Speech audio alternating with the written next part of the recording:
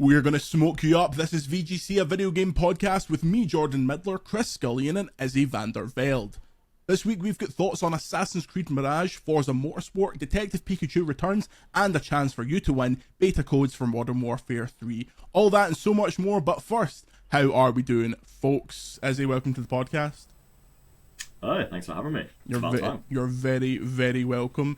It's a very busy game week, but it's also a pretty heavy news week. Chris, we're not going to talk too much about last night's absolute robbery, but how are you? I'm fragile. Yeah. It's like I'm very tired, and I've been tired anyway, and that was the kind of icing on the cake because I've been robbed in the 95th minute by a team. I think it's allowed to say mainly supported by fascists. Oh, yeah. I think you're allowed to say that. That didn't help matters much, but but that is. I would say so. But I have a live review for you. Oh, here we go. Because you were speaking about this a few weeks ago. This Power Brew, this new energy drink from Iron Brew, and you didn't speak too highly of it. And I thought I need to try this. So I've never tried this before, and it is likely to be not very nice. Here we at all. go. So I thought this is a good crack. People listening on audio can hear the crack from it. So this is Power Brew. This is the energy drink Iron Brew, not to be confused with Iron Brew 32. First reaction from Chris Scullion. I don't care for it. It's not ideal. No. Is Iron Brew not already an energy drink? Have I just completely It's got pretty that full wrong? on already, yeah. It's just like known as a hangover cure, but this... You could maybe strip paint with this one. The strangest thing is there's like 4 varieties of it. They've just clearly, at the bar factory, they've clearly had a surplus of some kind of flavouring, and they're like, what can we do with this? I've foolishly bought one of each, and I'm instantly regretting. Oh well, that, keep us updated. If this is the standard, if this is the flagship, that's TikTok fodder if you ask me. Izzy, what's your favourite? Are you an energy drink imbiber? What's your favourite? I'm not really, to be honest, but if I have to drink one, it would be like sugar-free Red Bull. Oh, sure, that's safe. That's a safe option. Anything else just gives me even a cup of coffee gives me anxiety. Just as it's horrible the way my body reacts to caffeine. I'm still the Monster Ultra Rosa is the current flavour du jour. No, that's it. It's Monster minus sugar. The shite bag energy drink. The amount of Monster I consume, if I was also consuming the sugar version, I would be dead. Speaking of gamers, let's get into the gamer news. Story number 1, cancelled Hyenas was, quote, Sega's biggest budget game ever, it's claimed. This is following up from the news that happened on last week's show that Sega had cancelled Hyenas, and a huge number of folks over at Creative Assembly were affected in what was kind of the start of a terrible week in the games industry for similar things. But new alleged details of the development of Sega and Creative Assembly's cancelled live service shooter Hyena have been published, including claims it was Sega's biggest budget game ever before the company pulled the plug. The Japanese publisher announced last week that the multiplayer shooter had been cancelled following, quote, it was cancelled and some unannounced titles under development in Europe. Developer Creative Assembly had suggested that the game was cancelled due to ambitious plans and high competition in the multiplayer shooter space. However, a new YouTube video by Total War YouTuber Voland. We'll say Voland. Total War obviously is Creative Assembly's other big franchise. This has been corroborated by VGC's own sources. Claims from anonymous developers that a lack of direction, disruptive engine change, and overly cautious design contributed to its downfall.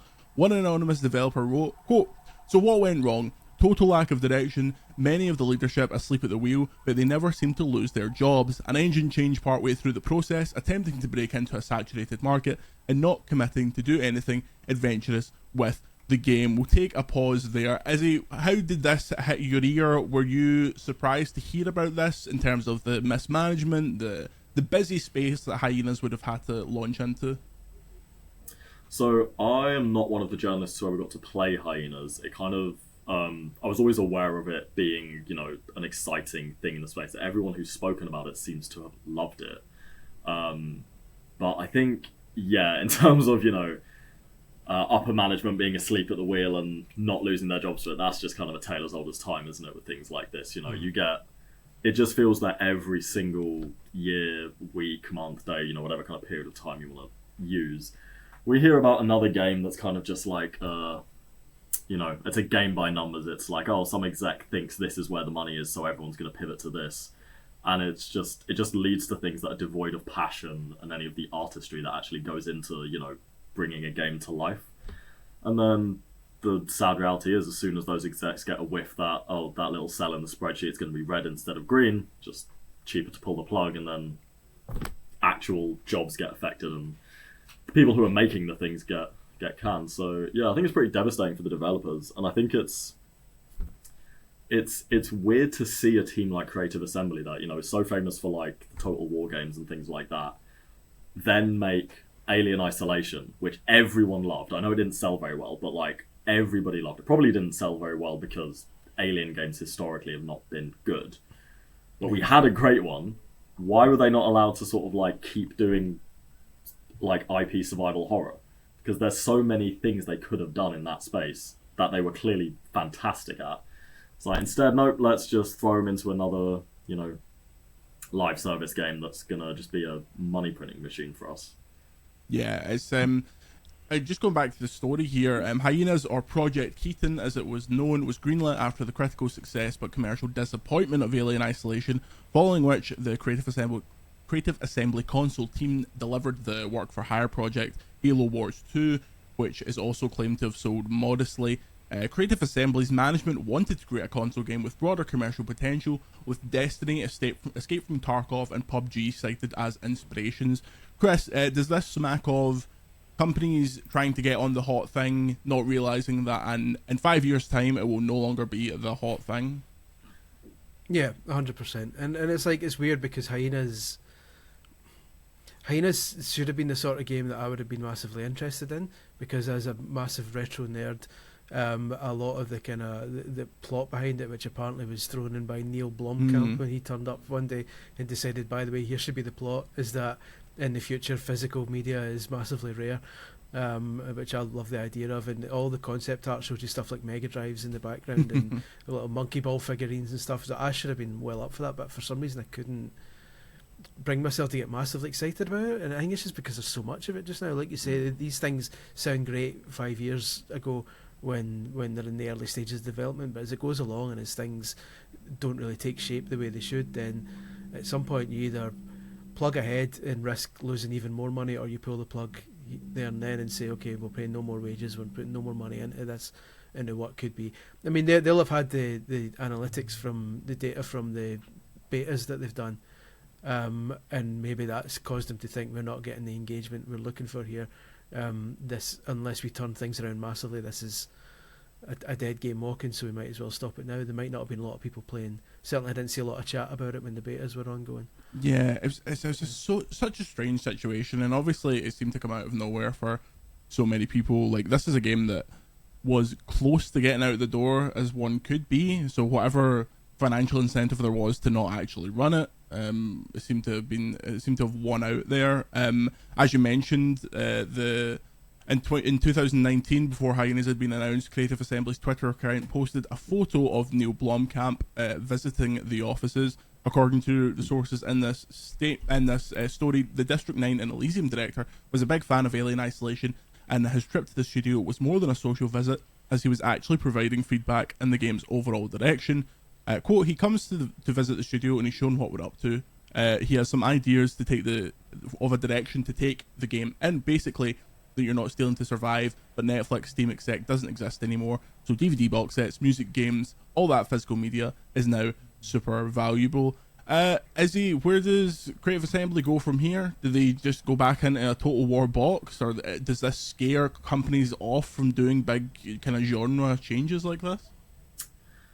I mean, the optimist in me would hope it's allowed to, have their A team working on the Total War games, working on what they know works and they know sells and what they're good at, but also still allowing them to have that freedom to do projects like Alien Isolation, which, aren't just there because, as we've all said, oh, these games that were great 5 years ago, we want to make that, or like this game that's hot now, we want to develop that, because development cycles are so long. If you're trying to chase what's good and popular now, you're going to publish it well past the time the trend is over. So I think, sticking with what they know, would, I mean, I'm sure they'd be fine with that. They clearly like making those games. They've got released enough of them. But just actually allowing a team that's got that sort of pedigree to try new things and to take some creative risks. And hopefully, now that everyone knows, Isolation was fantastic, the next weird random game Creative Assembly makes, if it actually, gets out the gate, people are more likely to play, I think. The big shame as well is that the total, apparently according to some Creative Assembly people who went on Twitter and they're like, there was some like Total War developers were let go as well as part of this because there's like some, and I've seen someone saying like I can't remember who it was, but someone at Creative Assembly talking about the situation, basically said, "I'm annoyed. I'm disappointed at the situation but that's how these things go. Sometimes things are managed badly, and then games fall apart. But what really hurts me is the people who weren't directly involved with the game, who have been let go as well. Like and they name check like some Total War people in HR and all that kind of stuff. And it's like Total War's never been a series I've been massively into. Like I played Total War Attila once and didn't really like playing as the Huns, but the series has a big kind of fan base, and if the problems with Hyena have had a direct impact on Total War development, that's going to be disappointing. Yeah, it's honestly, it seems like Creative Assembly is, I don't know why this thought came into my head, right? But if Sega is kind of wavering on the Creative Assembly thing, far more focused on the Japanese side, I could see an independent Creative Assembly fitting very, very nicely. And this will go down poorly because people hate monopolies. That's a Microsoft studio. If there's ever been a Microsoft studio, it does PC-ass PC games. It does stuff like Halo Wars. Like, I think that would be a perfect fit in terms of stuff that you don't take any of this. You don't go and make absolutely everything Xbox exclusive, especially because they're so PC focused. But yeah, I feel like in much the same way that Square had the realization, it's like, IO are amazing, but we have no idea what to do with IO. Let's spin them out. It'd be nice to see another story similar to that. Story number 2. Before we get into this is a bit of a heavy one. It discusses sexual misconduct. So if you're not into that, skip forward about 5 minutes and we'll be talking about Nintendo bollocks once again. Former Ubisoft executive reportedly arrested over sexual misconduct allegations. 5 former Ubisoft employees have reportedly been detained by French police investigating allegations of sexual assault and harassment at the company. According to Libération, 3 ex-employees were placed in police custody on Tuesday and another 2 were arrested on Wednesday. Among those detained were former Chief Creative Officer Sergei Haskowitz, who oversaw all of the company's games as head of its influential editorial team before resigning in July 2020 after a significant number of accusations were made against him. Also taken into custody was Haskowitz's right-hand man, Tommy Francois, who was the Vice President of Editorial and Creative Services prior to his departure in August 2020 following accusations of sexual misconduct. The arrests followed complaints that were filed simultaneously in the summer of 2021 by the French trade union Solidaires Informatique, whose 2 victims on their own behalf. Following the complaint, judicial police reportedly collected testimonies from around 50 current and former Ubisoft employees during the year-long investigation. In October 2021, an anonymous survey of almost 14,000 Ubisoft employees found that 20% of respondents didn't feel, quote, fully respected or safe in the work environment, and that 25% had witnessed or experienced workplace misconduct in the past 2 years. The study was conducted by a third-party research firm in wake of allegations of sexual assault, sexual harassment, sexism and racism that summer. Aside from Haskowitz and Francois, other senior Ubisoft figures who stepped down or were fired in the wake of the allegations include Canadian Studios MD Hyenas Malat, Global Head of HR Cecile Cornet, Veteran Creative Director Maxime Beland, and Assassin's Creed Valhalla Creative Director Ashraf Ismail. Chris, is this Ubisoft finally cleaning house? These kind of things take a long time, so there were people who think all this Ubisoft stuff blew up years ago. Why is it only just happening? Can you talk to what this means for Ubisoft? Thanks for bringing me back for a yeah.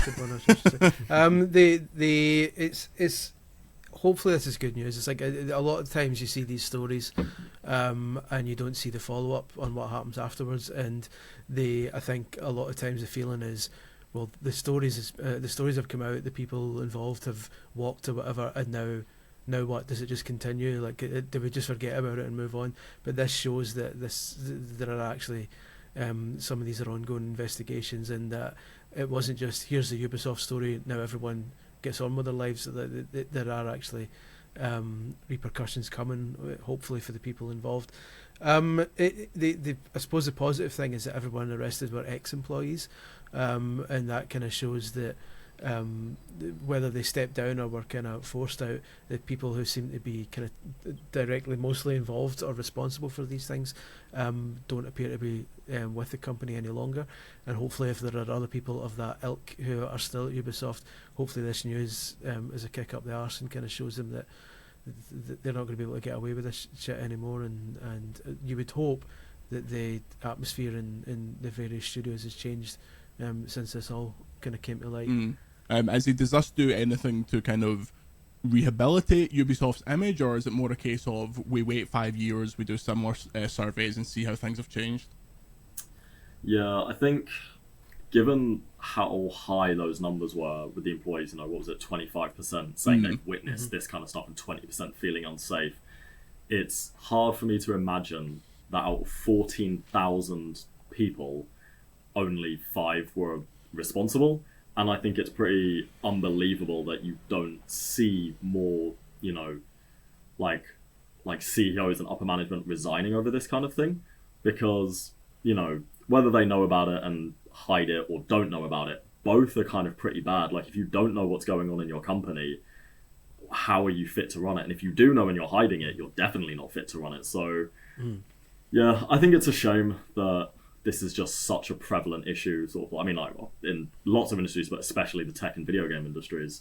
I do think it's good that, people are actually getting real consequences for this kind of behavior. I think it would be good if in the wake of this, more Ubisoft staff get let go, get fired.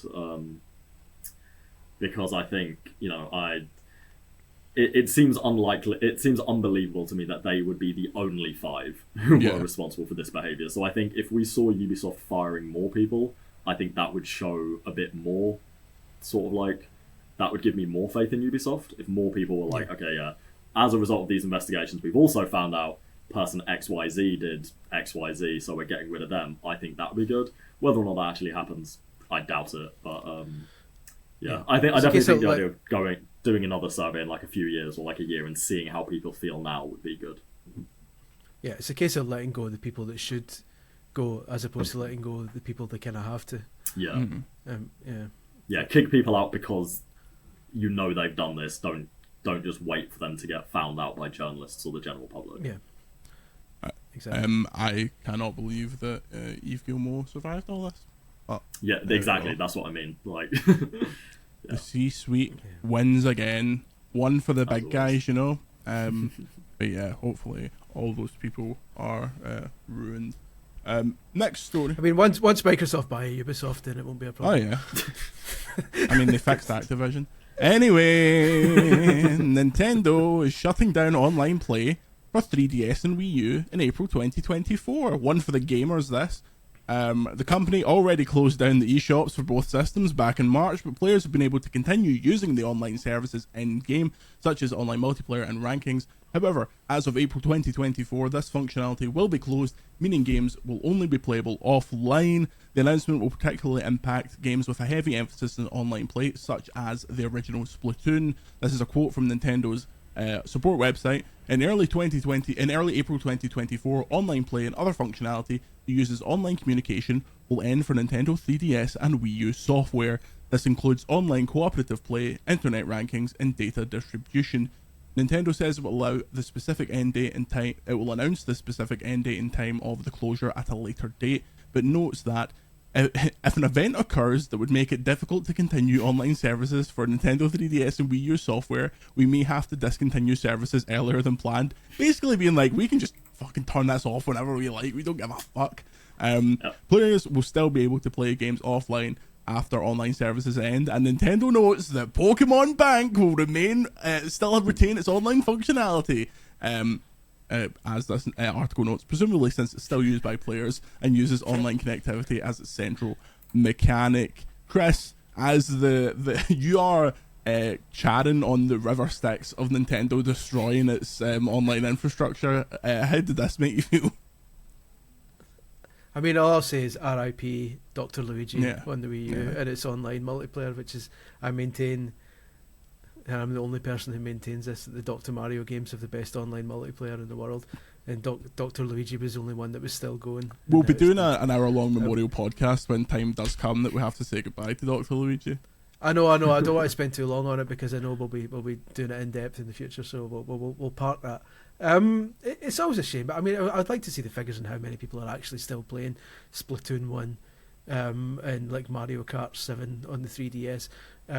So I would imagine not a lot of people are like, oh no, but it is still a wee bit of a shame that another functionality of these games is going. Ultimately, I think I'm less concerned about it because things like this sometimes have a way of coming back in the future. Like when modders and the like properly set their mind to it, like you can play Dreamcast games online again now because people have found ways to create different servers, and if you modify your Dreamcast settings, you can connect to like a private server and still play old games like that. So there'll be a way in the future that the online functionality for these games will be turned back on by kind of the public. So it's a shame, but for me the worst thing was the eShop closing and the games themselves disappearing. Online functionality for all games turns off eventually. It's just a bit shit that they're all disappearing in one fell swoop, Dr. Luigi included. Issy, do you think because the Wii U is famously the most forgettable console that there's ever been, the thing that surprised... I think you'll find that Amstrad GX 4000 it needs a bit... The 3DS surprised me a wee bit, but Issy, what did you think of this? How long will it take Nintendo to just shut down the Switch online as well? 2 weeks? Fuck it. Yeah, look, I'm sure the dozens of Wii U owners are very disappointed by this news. Yeah, but I Mike think... Diver screaming. It is a shame though. I definitely think the losing the online stores is definitely the worst thing in my opinion, because you do lose access to a lot of games that are digital only. Like, I'll admit I'm not that much of a like newer Nintendo fan. Like I grew up with like Game Boys and the GameCube and N64 and everything like that, but then switched very much to like PlayStation stuff when I got older. So I don't know the specific ecosystem that well, but there definitely will be games on there that are like exclusive to those online stores. And I think for a company like Nintendo as well, which very rarely puts its game, like, you know, we all know how expensive old Pokemon games are still. If you go into CEX, it's like 80 quid if you're trying to get a copy of Emerald or something, or like Black and White 2. We'll talk after this, Issy. I've got a few things to tell you about old Pokemon games. So, yeah, I think it's a shame that for a company like Nintendo that doesn't seem to care about, you know, preserving its legacy by making old games cheaper, it also doesn't seem to care about preserving its legacy by just making sure old games are at the very least available. But then it also is very quick to, you know, get litigious as soon as people do start emulating or sharing emulations. So yeah, it's a tricky one. I think it's just another move that kind of sucks for consumers. You know, like if you're a retro gaming enthusiast, you know, in 10, 15, 20 years, someone's going to want to pick up a 3DS and a Wii U and be like, oh, what were the games of my father's day like, you know? And they're going to get told to go fuck themselves because you can't actually access any of that stuff anymore. And I think that's going to be a real shame. Like, I think we as should an industry, we're just in such a hurry to forget our history. Yeah, I think we should adopt the position of telling gamers to go fuck themselves more often. Yeah. I think it's very notable that they're like, we'll shut all this down, but see this Pokemon Bank thing that is still making us Pokemon Bank? Yeah. I know, cheeky bastards. I'm glad they have kept Pokemon Bank up though, because I just caught a fucking Feebas on my actual Emerald cartridge, and I was thinking like, oh, I want to have an OG Feebas and take it through to like the newest Pokemon game. And so when I heard this news, I was like, oh god damn it, that's a useless fish now. But no, I can still take it. So good news. Nice. It's just so annoying that this is the only medium where a large chunk of the art that's created can just suddenly disappear all of a sudden. It's like nobody ever says, by the way, the fucking 1999 movie Deep Blue Sea starring LL Cool J suddenly isn't working anymore. You can't your DVDs have suddenly stopped working for that, so you can't see Samuel L. Jackson being eaten by a shark anymore.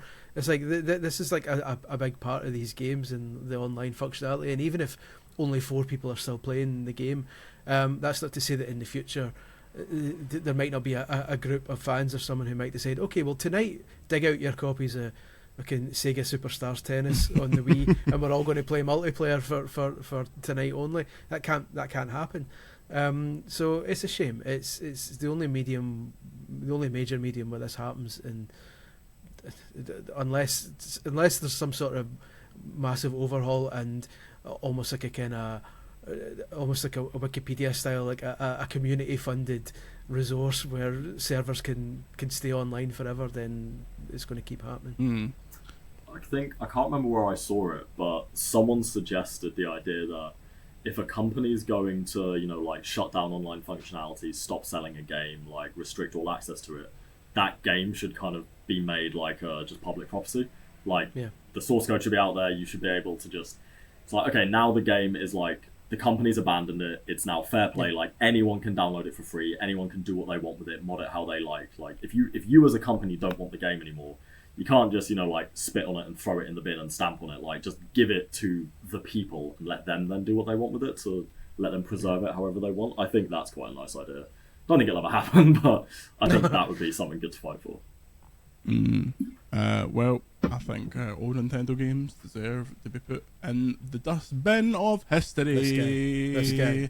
After the break, we've got Assassin's Creed Mirage, Forza Motorsport, the first one, Detective Pikachu Returns, plus much, much more.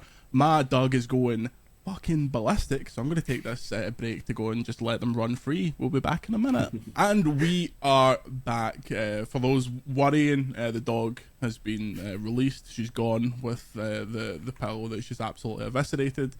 Deepest condolences. That makes it sound like you killed the dog, like, just to clarify. No, the dog is fine. That dog weighs about 70 tons. I couldn't kill that dog. We worry about XL bullies. I mean, come on. If anything, it was more likely the dog would be coming back with a headset on. Time to go back. It's an excellent dog impression, Chris. You get a lot of voiceover work these days. Scooby-Doo kind of scene's tied up at the moment, so it's slim pickings. Issy, Assassin's Creed Mirage.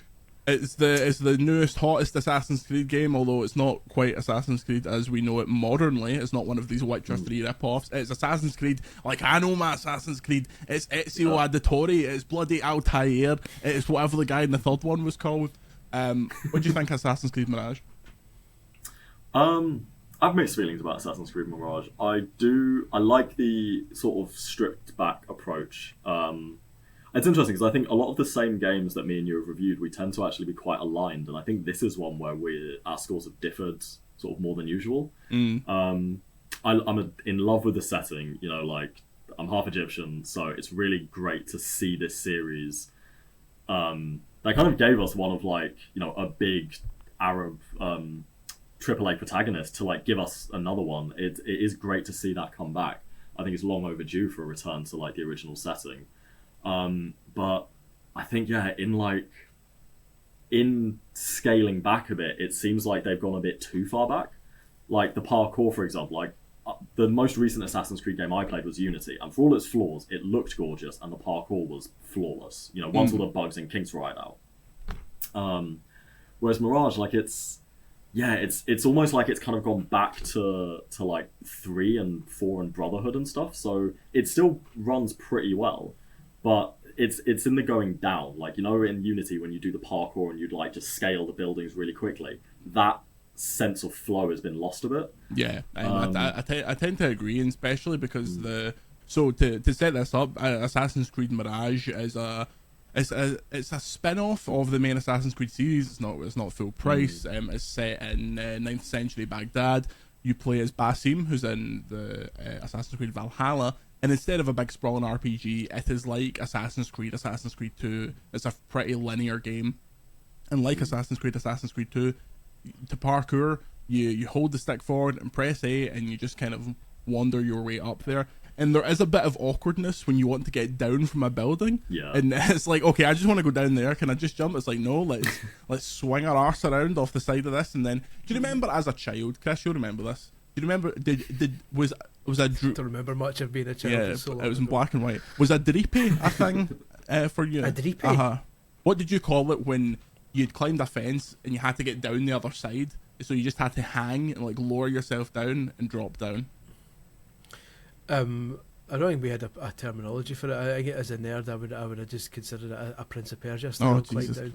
I wouldn't have had like. I don't think we had a name for it. Well, I didn't realise that Dreepy was the slang. It was called a Dreepy when I was born, but you essentially have to do something like that. And there's stuff like you'll be running through a building, and I don't know if you did this a million times too, Issy. You'll be running through a building like chasing someone or something like that. And you just run up somebody's like mantelpiece and be hanging off like the kitchen counter. Like, what are we doing here? But yeah, it was a bit clumsy for you. Yeah, it just lacked a bit of polish. I think I'm pretty sure it's Ubisoft Bordeaux's first like time fully leading a game. So have to give them some credit and some leeway, but also they do have the backing of Ubisoft behind them. And it's not like there's a lot of reuse of assets, which I'm completely in favor of. I think it's a great thing. Like especially with something like Assassin's Creed, it's nice seeing like, oh, I remember when they introduced that tree in Assassin's Creed 3. It's like it does kind of take me back. And I like seeing the way they've reintroduced those things. And I like the fact that I can look at this game and know, okay, this is a smaller game. It only took me about 17-ish hours to complete. It's a cheaper price, so it's a lot better for consumers. The fact they've reused a lot of stuff means it's probably a lot better for the developers working on it as well. Like they could probably focus on other things. But then I think those other things, like the polish and like the writing, don't seem to they're not high quality enough for me to kind of justify to justify the I'm very glad the game exists. I just think to me it feels like a bit of a disappointing waste of the setting. Like the music is banging, the music is top tier. It's this really infectious mix of like old kind of Arab music mixed with like newer sounds to kind of give you that crossover of like Assassin's Creed has always been about like historical fantasy plus sci-fi. So it really communicates that well in the music and in like the look of Baghdad. And then you do get something where like you'll be walking through a crowd and someone will just trip over on nothing, or like you'll go and interact with a vendor and they keep doing their weird like waving over at random people animation while they're talking directly to you. Yeah. Or the button to buy stuff won't pop up yet, and you'll just be standing there like, yeah, I got that. Come on. As well. Yeah, so it's just little things like that. But I mean, the setting, phenomenal. Love all the Arabic in it. I also really loved. I think the missions were definitely like the highlight. Like the actual structure of the missions, they were a bit linear, but they were just so much fun. Like the stealth aspect of it all is a real return to like what we know and love. So I did thoroughly enjoy actually playing. I thought the missions presented themselves as much more non-linear than they ended up being. Like before each of the main missions, you get a bit of a cutscene that is almost like the kind of good evening 47, your target is this guy, and it sets up like you can go and get this guy however you want. You won't really be hamstrung, but then when you get into it, it's like, okay, they very clearly want you to do it this way. There's maybe one of two ways to do it, and if you break from that, like, so there's a mission where you have to get into a prison to like meet a rebel leader, and I was doing the predetermined like opportunity. I fucked that up, and then I had to just kill every guard in the prison, and then I couldn't find where I was meant to go, so I was just running around. Like, there's so many locked doors that are, so they have this like barred door mechanic where to gate progress in certain areas, they'll just bar a door, and then you have to find the one way to do it. You can't like blow that door up. You can't. There's no kind of immersive sim nature to it. And another one, there's a mission in a marketplace where you have to go and meet a merchant and assassinate them. And I did this mission. Spoilers. I know. I did this mission in preview, so I knew how it worked and I knew what you needed to get into this final secret area to get the merchant. So I was like, if I just start this mission and go to get this credential, could I just skip all of this and kill her in 2 seconds? But no, if you go to get the credential, it just doesn't exist. All the people guarding the credential are there, but there's like a blank space on the desk where this asset hasn't been generated yet. And then once you go over this certain conversation, it pops into life. So it's like, this is a bit more linear than I'd hoped for. But I suppose those original Assassin's Creed games were pretty linear too. Yeah, that's what I mean. Like it is. I think that's another thing. What I mean by like, it's too much. It goes too far back. Like, instead of evoking the feeling and the tone of those games, it's kind of like it's almost like a remake of Assassin's Creed 1, but just with more varied missions. And yeah, if they had taken more inspiration from Hitman and really given you like a lot of ways to complete these challenges, and like you said, you know, if you already know, oh, I know this thing is here, then when you replay the game, you can just go and speed through an assassination. Yeah, I think my main problem with those big assassinations was the identity of your like Templar targets is hidden, and most of the time they're not even revealed until like the actual mission itself. And it just means you don't have any... What I found, I never had any time to like connect with why I was killing these people. It was like, you've got orders, go off and kill these people. That's it. Like, that's your job. You're an assassin. You kill Templars. Don't ask any questions. Just fucking get on with it, mate. And that's just... It's not a good enough motivation for me. Like, Altair had his honor to restore and was like climbing back up through the ranks. Ezio obviously had like, you know, he had to avenge his family, and you knew your enemy. Like it was the Borgias. Like those were your enemies, and you knew why you wanted to kill them. And I think, you know, for people who played Valhalla, I hadn't, but I did watch like an explainer of all the games I'd missed, which was very detailed, very good. It was like, okay, this is, you know, it's backstory on Basim, but I think if I'd have played all of Valhalla like myself, which as far as I'm aware is like a very long game, I don't think I'd be no one on Earth has played all of Valhalla. There's parts of that map that's not been seen by human eyes. I don't think I'd be that satisfied with this story if I'd actually played Valhalla. I don't think it goes enough into like where this game ends and where Basim in Valhalla presumably begins. There's still room for another game. And maybe that's Ubisoft's plan. Maybe they're gonna, you know, fill that out with DLC or make another game. I do hope they reuse Baghdad. I think it's a phenomenal setting. And yeah, like as an Arab, it's so great to see that setting come to life and be done with care and love and authenticity. And yeah, not this sort of like, you know, it's not the Middle East as some war-torn shithole. It's the Middle East as the cultural and poetic and scientific, you know, jewel of the world as it was in its golden era. So it's not Team America, basically. No, it's not Team America, thankfully. I could easily see them be like, okay, we've built this bit of Baghdad, and then you just expand it out a wee bit. I don't want the topographical map of the Earth to be in an Assassin's Creed game again, but no, never again. Yeah, I think I enjoyed it a bit more than you did. It worked for me. I gave it a 4 out of 5. It's a light 4 out of 5. I think it's a good kind of, maybe that kind of, you know, the Christmas gooch, that period between Christmas and New Year. I think it's a totally fun one to just pop in there. I think it's a game, and I think this is an underrated element of some games. It's a game that you could 100% quite easily without getting so bored of it. So yeah. See, that sounds ideal to me, because this is a series that has mostly passed me by, because when the first one came out, I was on a Nintendo magazine at the time, and as we all know, Assassin's Creed and Nintendo rarely kind of intersected until like the Wii U days, where nobody gave a shit. So I didn't play. The only Assassin's Creed I played until recently was Black Flag, because it launched on the Xbox One and there was fuck all out on the Xbox One. So I thought, well, this will be the one that'll take a while, so I'll stick with that. And I love Black Flag, but it sounds by all accounts like that was the perfect kind of middle ground between it was expansive but not too expansive, like the way it became.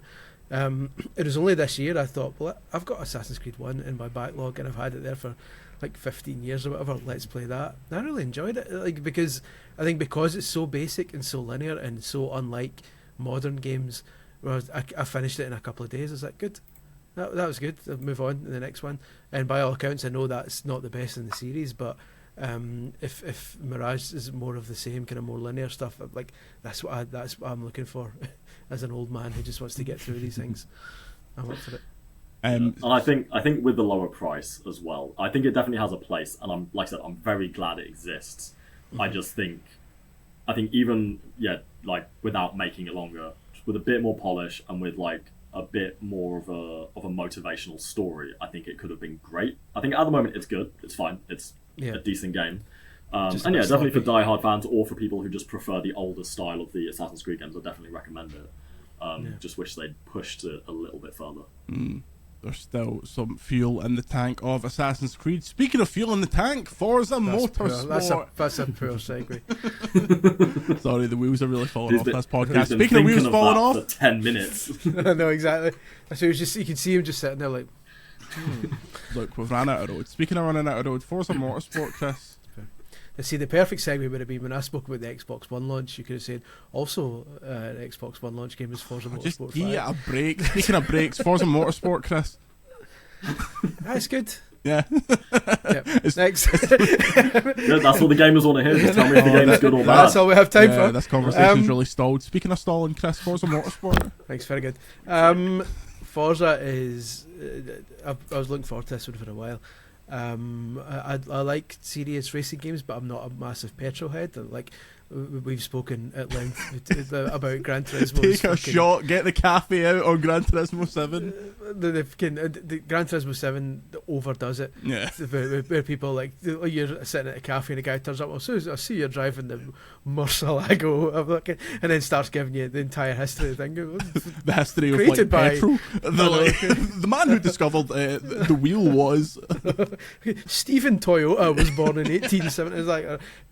It's like, Forza isn't that extreme. You still get like a headless narrator appears when you're picking some cars and says, these cars are fast as fuck, by the way, and you go, all right, like, and then when you get on the road, it's like the racing is fantastic. It looks insanely good especially when you turn on the ray tracing. The handling is so satisfying. Like on the road, it's probably the best kind of realistic racing game I've played. It's just off the road, there's not a lot to it. There's a career mode called the Builders Cup, and what it basically is just a load of 5 race series. So it's like, here's a hatchback series, pick one and do 5 races, and it's like points for a win. And then they go, okay, here's a touring car one, alright, here's an F1 car one, and that's it. And there's like maybe 30 of those, and that's your single player career. And then when you go online, the online multiplayer mode, there's like one thing, and it's the same idea. It's like, here's the gimmick for this race, it's this type of car or this type of race, and you do it. It's almost like a race weekend. You get to practice. It basically says this race is starting at 3:20, and you go, okay, well, it's 3:05 just now, so I'll do the practice, and then you've got to do some qualifying laps before 3:20, and that establishes your grid on the race, and then the race starts at 3:20 bang on. So it's nice. It's a nice way of doing it. It makes each race feel like a bit of an event. But that's it. That's the only kind of, other than setting up your own private lobby, that's your multiplayer option, and that's your single player option, and there's no deviations from that. So there's no like cone challenges, and there's no drift races, there's no drag racing and all that. There's no Top Gear test track and all the shit that was in previous Forza games. It feels like this is the start of they've said this is the start of a platform that they're going to keep building on. So maybe in 2 years' time we'll look back and say, you can't move for stuff in this game. But for now, it does one thing really, really, really well. And as long as you're okay with just that one thing, then party time. But don't go expecting something like Horizon, obviously, which is just got, like, it throws a million things at you constantly. It's just like, it's racing and that's about it. The one thing I do like, they've got a really cool the leveling up system is quite cool. Like, each car has its own XP up to level 50, and literally you're graded on every turn, because it's so nerdy about racing lines and all this shit, that every corner you take you're graded out of 10, and depending on how high you scored, you get more XP. So, and when you level up a car, you then get access to the parts to tweak it and all that kind of shit. So the idea is that you grow attached to your car the longer you use it, and then you can start messing about with it as you do. So that's a good idea. Like it lets you care about the practice laps and the qualification stuff, because every turn literally goes towards your progression. But other than that, it's like, I love it, but there's not a lot to it just now. Good Game Pass fodder. 100%.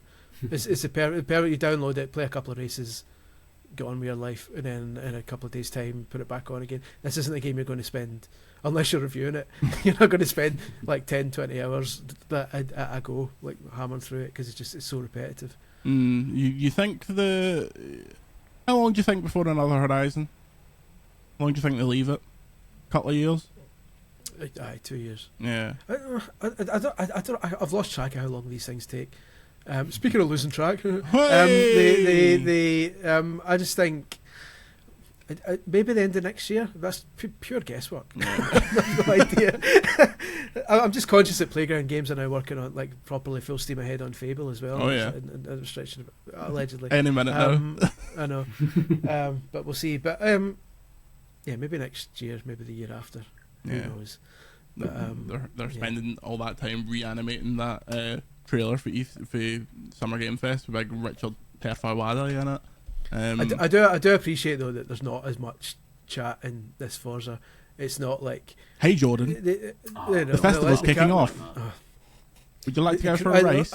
As I said before, the Crew Motorsports Crew Motorfest is worse for that because they don't even use your name. It just goes, "Hey player," no, driver, not player. Oh, I wish it was player. Hey player. I wish it was player. Hey player. It's I like, could swing around to that. Yeah. Like, hey driver, I'll take you to the next playlist. She keeps going like, "It's a shame I'm not a human. I'd love to drive this." Fucking shut up. Just let me race. So Forza keeps that light. There's like a wanky intro at the start where the guys that feel the passion for racing, you know, and then but after that it's just like it's pick your car and go on with it. Of course, if the Crew Motorfest called you player, it would be like a Teddy Long simulator. And I'd be all about that. I'd be well up for that. Cool. I'm looking forward to that. Will be getting installed on my dad's Xbox Series S. However, he will still just play PGA 2K. Fucking. All he wants is a remake of fucking Tiger Woods 04 or something like that. Just I should have just got him a wee Engage and set him up with that kind of stuff. Do you remember the Tiger Woods? One of the Tiger Woods games, and we're talking original Xbox GameCube era here. One of the Tiger Woods games opened with that song. Goes, "Y'all gonna make me lose my mind." Yeah, up in here, and then it's the most like tone deaf intro for a Tiger Woods game, and it had a guy in a kilt kind of like doing the slapping dance and all that kind of shit. It's like, imagine somebody's dad buying this, going, "I just wanted a quiet golf game, and I'm getting this shit." I see that that doesn't happen anymore. I've noticed. Yeah. Well, for our next game, we've actually got a special guest. It's the man himself, Detective Pikachu. This is a visual feature more than an audio one. But if you're not watching on YouTube, you're really missing out. Yeah, my life-size Detective Pikachu is actually life-size. I mean, as life-size as something that is fictional can be, but you know, it's this is just a testament to how huge my head is. Detective Pikachu Returns, which is the sequel to the 3DS game that I honestly thought they had cancelled because they talked about it in like 2019, and then for years we would write stories being like, "There's a Pokemon Direct this week. They've got a Detective Pikachu game that they're just not speaking about." But yeah, Detective Pikachu Returns. It's set in basically the aftermath of the first game, where the protagonist Tim Goodman is looking for his father. That's just bollocks from the start. And the entire thing is Tim Goodman can talk to this Pikachu, and Pikachu can talk to Pokemon, obviously. So Tim Goodman interviews the humans while Pikachu interviews the Pokemon, and they work on like solving crimes together, essentially. So it's basically Tim Goodman and Pikachu middleman. Yeah, Pikachu's small man, Pikachu's close to the ground, but Pikachu talks like this. "Tim, we've got to go and save the Pokemon. We've got to go and talk to this Poliwrath." And there'll be a lot like a New Yorker, kind of. Yeah, pretty much. I'm fucking walking here. Get the fuck out of the way, Hitman Lee. There's a... Sorry, mate. There's a... So, here's the thing. It's a really charming game. The writing's funny. It seems like it was a group of guys. Whoever localized it was like, okay, let's have a laugh here. So when a new Pokemon pops up, there's a wee line underneath them. And Applin, who is a Pokemon that takes refuge in apples, pops up and it goes, "Applin lives in apples." And I was like, right, okay, that's quite funny. Like it works. But the cases themselves are so basic. They're so easy. You know what's happening immediately. It's very much kind of introducing young gamers to this style of game, this genre, and it does that well. It looks quite shit. Like, it looks drab. It looks kind of low poly. The Pokemon does it look like it might have been a 3DS game that's so kinda... At the start of the game they show you a previously one that is 3DS footage, and it doesn't look that different from the actual game. It's just a bit like it's a bit less anti-aliased. So yeah, that was the Pokemon look nice. It's nice. Oh, the Pokemon say their name, which is honestly that earned it a star, because Pokemon saying their name has been something that I've needed them to put in the main series for generations, but they've never done. It just makes sense. It just feels right. Yeah, I like it. it gives them so much more personality. And it was actually, it always used to be a thing watching the Pokemon anime when they'd introduce a new Pokemon. I'd be like, oh, what's their name going to, what's it going to sound like? What's their voice going to sound like? Are they actually just going to say their name, or are they going to have like a kind of roar version of it? Do you know, I think the only time I can remember that happening in a game was Poke Park Wii, which is one of the worst games I might have played. But they at least said their name on it. Yeah. And, like, you just walked about like an island doing like hide and seek and chase challenges with Pokemon, and I've never been so stunned at a game when you approach a Slowpoke and he says, "Do you want a catch me challenge?" And you go, "Okay." It says 3, 2, 1, go, and he just kind of slowly kind of walks away, and you just walk over and tap him, and that's the end of the mission. Oh, Jesus Christ! It's like, yeah, this sounds better. I mean, that sounds funny. I like that. That sounds great. Yeah, I appreciated the before pedants come at me. Pikachu has said his name in the main series for some while because he's Pikachu. He's the name on the fucking box. He's when you choose him, he goes Steven. I'm Brian. And I think in Let's Go, Eevee also says their name because this was an era where they were trying to make Eevee and Pikachu the same level. You can't do it. You simply can't do it. But yeah, it's fine. It's a total kids game. I enjoyed it. It shan't live long in the memory. However, they should bring back more Pokemon spin-offs. Do you remember the Pokemon / Nobunaga's Ambition spin-off, Pokemon Conquest, Chris? You must have been all about this in your era. That's asking for a remake, surely. Because it's about £1 billion to buy it second hand. Basically, Nintendo's rinsed the Wii U thoroughly now. Star Fox Zero, Star Fox aside, they're at the dregs now of what they could re-release on the Switch. They need to start turning it into 3DS and start remastering some of those. That's a perfect candidate because it's just so weird. It's such a weird game, and like you say, it costs a fortune now, so it's easy money, I think. Yeah, the days of the Pokemon, like Pokemon Dash, that weird kind of Pokemon Trozy. I'd love to see Pokemon Colosseum get remade. I know it's a lot more in line with what the games are, but those games are so cool. So Game Freak, just playing a criminal, just stealing Pokemon, that was sick. Game Freak has a massive stick up their arse about Colosseum and XD Gale of Darkness because they weren't really involved in it, and it has been pretty much like Junichi Masuda, I think it was Masuda, was asked about it, and he just laughed and he was like, "No, we're not, we're not going to revisit those games." He said this interview's over. Fuck off. That was with Koro magazine as well. Usually very different to the Pokemon company, but yeah, I agree. It would be. I bet when they eventually, and I say this as if I'm not an absolute clown who actually believes this, when they eventually start putting old Pokemon games and shit on Nintendo Switch Online, stuff like XD Gale of Darkness and Colosseum, they will be getting thoroughly ignored. What about Pokemon Channel? Oh, Pokemon Box. Pokemon Box is also an incredibly expensive game now because it didn't sell. It came out in like the down era of the Pokemon, like Ruby and Sapphire. Obviously, Gold and Silver was the peak of Pokemon's powers, and then Ruby and Sapphire was like, Pew! So when they did Pokemon Box, which wasn't a game, it was just a box you could put on the GameCube, for like storing Pokemon, it sold fuck all. Bring back Pokemon Ranger, come on. What about? That's the problem. Is that without the touchscreen, like as the only input source, and that might struggle a bit. Like you couldn't really play that on the telly, well, surely. No, probably not. It is a piss take that the Pokemon trading card game online is not on Switch. It would fit perfectly on the Switch screen. Like, there's no reason that's not on there. What about Pokemon Picross? Pokemon Picross? It's a good wee game.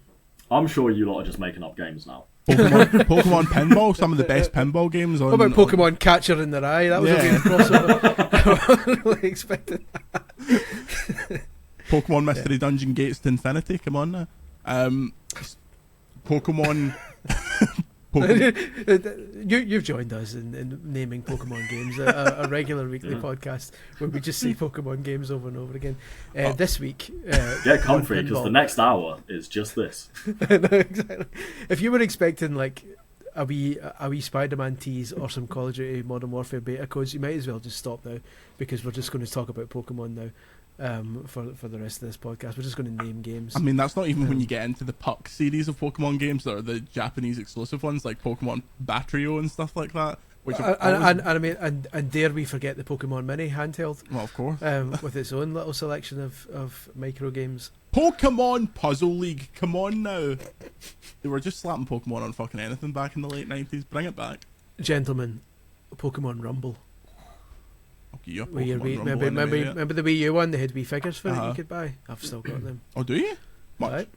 Do you remember that Digimon Rumble Arena game? That was phenomenal. I played that to death with my mate over at his house. Was that the fighting Digimon game? Yeah. It was like Smash Bros, but for Digimon. This has just unlocked something in my mind. Oh, that was phenomenal. I've got some Digimon game on PS1, but I need to get that Digimon game again because that was so much fun. See, I believe and stuff. I believe as the kids put it, I never fucked with Digimon. Yeah. As they say, so I was very much. Although Pokemon was just past my time as well, because I was like 18 when Pokemon started, so I was like, I was too cool for school there. We all live in a Pokemon world, Chris. Well, what was that Pokemon Tekken one? Pokken tournament, yeah. Pokken. That was alright. That was decent. It was. Oh shit! I never thought. Is that why it's called Pokken? Yeah. I think so. Yeah. Oh my god. It's the nicest looking Pokemon game ever because it was made by Bandai Namco and not because it wasn't made by Game Freak. Yeah, not made by the absolute charlatans at Game Freak. Okay, doke. As trailed at the start of this podcast, we have beta codes for the Call of Duty Modern Warfare 3 beta, which is running soon. And we have 5 of them to give away. If you would like a Call of Duty Modern Warfare 3 beta code, listen carefully. Then you'd beta listen up. Email podcast@videogameschronicle.com and in the subject line write MW3 beta, MW3 beta, and I would like you to tell me your favourite Pokemon. I will pick 5 and I will send you beta codes. They are for the PlayStation 5. If you do not have a PlayStation 5, I don't give a fuck. You're not getting one. Podcast. I should also probably point out that there's no right answer here. Even though the actual right answer is Psyduck, you can say any one you like, and nobody's going to judge you. Gallade, mate. Gallade Rule 34. Unless it's Trubbish, which is objectively the worst Pokemon. Oh, ever. Trubbish is just a wee guy. He's a nice wee boy. Trubbish came when they were running out of ideas for Pokemon, and a guy, the character designer, just sat back and went, looked at the corner of his room and saw a bin and went, there we go. No, that's bollocks. In Gen 1, you've got Grimer and Muck, they're just slime. You've got literal fish, birds, a magnet, a ball. Like, they've always done that. The glory days. Yeah, they've always just made like random objects and animals Pokemon. No, Rubbish is a nice wee man. Anyway, Modern Warfare 3 beta code, email podcast@videogameschronicle.com with MW3 in the subject line. Tell me your favourite Pokemon and I will send 5 of them out. That's podcast@videogameschronicle.com. I'm checking things now. I'm checking, there's lots of things in the ether. I'm scrolling down my Twitter account and it's a lot of a certain twat getting suspended by GB News. But more importantly, I'm playing Spider-Man 2. I can talk about it on October 16th, which isn't next week, but the following week. So October 16th is a Monday. You will receive in your podcast feeds a special review podcast for Marvel Spider-Man 2. I will assemble some of the UK's most available games journalists to talk about Marvel Spider-Man 2. That's a lot of hype for a 2 out of 5 game. I know. The opinions of Chris Scullion do not reflect the opinions of Jordan Nibbler or VGC. Stress, I haven't signed an embargo. But until then, Issy, tell us where we can find you. You can find me on Twitter @VeedsTweets, and you can also find me over on .esports. How is the .esports life? Are you talking a lot about who's Ninja? Are you talking about Ninja every day? Is it PewDiePie the kids like? Yeah. Is it FaZe Clan? Is it a lot about the FaZe Clan? What's Nadeshot doing? As someone who was absolutely not an esports journalist going into it, it has been pretty cool seeing like the passion for the scene there. I mean, I went to was it Red Bull Campus Clutch in Sao Paulo last year. So that was my first ever like actual esports experience, and I can't lie, like live, it was wicked. It was really good fun. So yeah, it's been cool learning more about the industry and like the way the players they are like celebrities. You know, like the esports pros. It's how you two like were talking about football is how people talk about esports. So it is really cool to see. I like that. You know, it's given serious coverage and stuff like that. I mean, my girlfriend's sister is actually the one who she is so into Valorant. I've always tried to get her to write for us. So I'm like, you know more about Valorant than I do. Like, please come and work for us. And she just won't. She just enjoys it as a fan. But yeah, that's been interesting seeing a different side of the industry. Yeah, she refuses to support the sadistic nepotism that you're trying to promote here. It was so funny because when I saw you were in Brazil, I messaged you being like, "Are you also on a complete DOS to Brazil like I was a couple of years ago?" Brazil's quite nice, man. Chris, you need to get over there. You love flying. You'll do the old 12 hours. I will fly to Japan and occasionally to Canada for my wife's family, but that's the line. Your wife's family in Japan, yeah. No, wife's family in Canada. Her secret family in Japan. My secret wife's secret family. Anyway, check out VGC on YouTube and TikTok. On TikTok, it's VGC_news. I made the mistake of asking people for their controversial gaming opinions and I would react to them, so I have about 100 comments of some of the worst builds you've ever heard, but I'm looking forward to going through that. Rest of the week, honestly, there might be fuck all the rest of the week. We've put up 3 reviews yesterday. I'm so tired. Yeah, you'll be lucky if I write anything tonight. Yeah, let's face it. But until next week, we'd like to thank the great Grant Kirkhope for the use of the VGC podcast theme song. I believe Grant's going to EGX if you're heading down EGX way in a couple of weeks. Tell him that the VGC podcast sent you. And this is greatest work. Get him to sign a vinyl copy of the VGC podcast theme. You can follow myself on Twitter at Jordan Midler, Chris at Scully1888, and Izzy at Veeds Tweets. Say goodbye, Chris. Goodbye, Chris. Say goodbye, Izzy. Goodbye, Izzy. And we'll see you next week.